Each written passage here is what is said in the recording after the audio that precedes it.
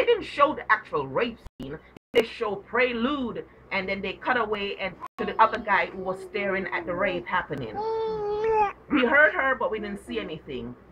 The women's liberation movement is up in arms, talking about protesting it. You know what I think? I think it's a bunch of lesbians that got aroused at the whole thing, and they are angry and embarrassed by themselves.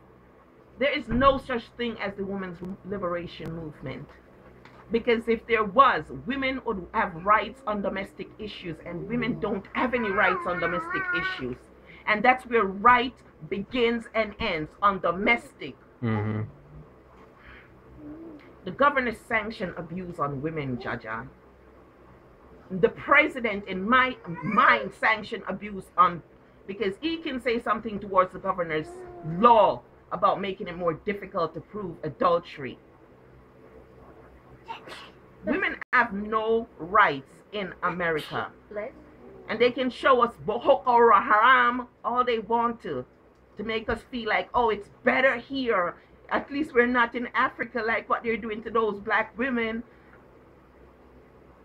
Abuse on women here is just as bad as abuse on women there. Abuse on women there is just as bad as it is here. And the worst thing about it here is that you don't know that you are abused. You don't know that you're being abused.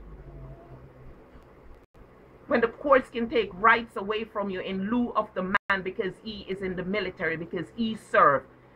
After this military personnel, over 4 years, he mentally tormented me, abused me, and cheated, steal, lie. When I say steal, I mean taking the mortgage money.